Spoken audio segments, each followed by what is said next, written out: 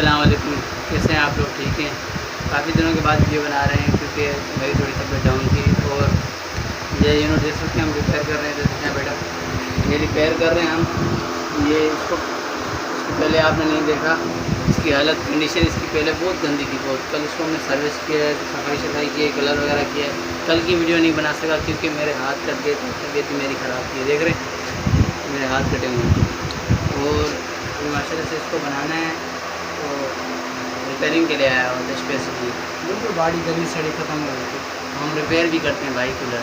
तो जब ये रिपेयर हो जाए तब इंशाल्लाह आपको वीडियो बना के दिखाएँगे। अस्सलाम वालेकुम।